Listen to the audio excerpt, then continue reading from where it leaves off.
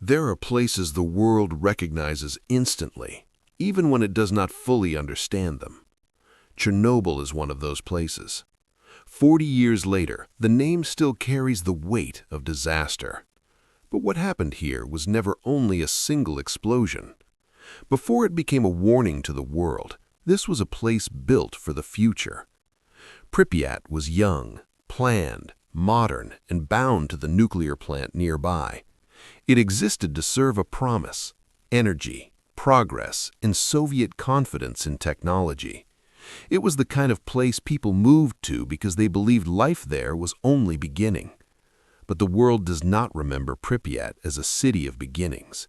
It remembers an empty city, a silent Ferris wheel, and a future that seemed to stop overnight. The disaster began during a safety test that was never supposed to end this way. The goal was to see whether the turbine could still provide enough residual power during shutdown to keep safety systems running. But the reactor had already entered a dangerous state, one the operators did not fully understand. The design of the RBMK reactor was flawed. The procedures were mishandled, and in those final moments, both failures collided. Then, in the early hours of April 26, 1986, Reactor 4 exploded. The reactor building was torn apart, and radioactive material was thrown into the night sky. At first, many people did not understand what they were seeing. It looked like an industrial fire, but it was something far worse. The first firefighters arrived believing they were responding to a terrible fire, not to the exposed core of a destroyed reactor. They walked into heat, smoke, debris, and radiation they could not see. Some of the first men on site began to feel the effects almost immediately: metallic taste, nausea, dizziness, burning skin. They had entered a place where the danger could not be seen, smelled, or understood in ordinary human terms. In the days that followed, some would become the first human faces of the catastrophe. And yet, as the reactor burned, Pripyat did not vanish overnight. Children still slept. Families still woke up. People looked out their windows without knowing what had already entered the air. That silence remains one of the most haunting parts of the story. The evacuation began on April 27, 1986. People were told they would be gone only temporarily. Many left with only essentials, believing they would return in a few days. Most of them never came back. After the evacuation, the disaster entered a new phase. Hundreds of thousands of people would eventually be drawn into the effort to contain what had happened. They became known as the liquidators. They cleared debris, buried contaminated material, fought fires, measured radiation, and tried to force chaos back under control.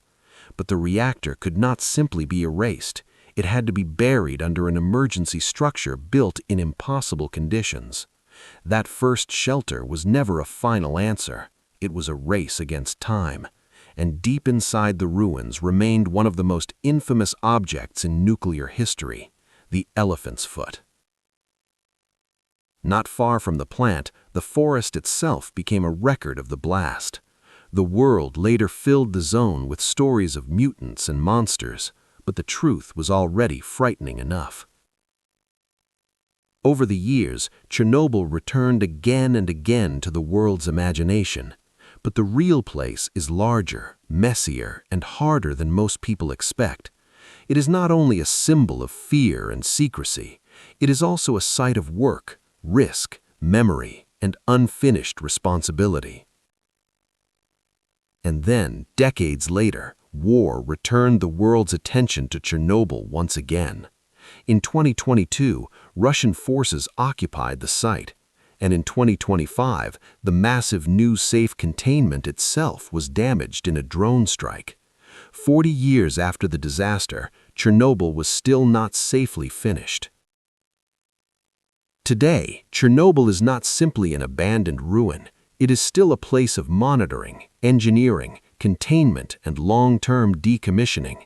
The zone remains one of the most powerful places on Earth to confront what human error, secrecy, and time can leave behind.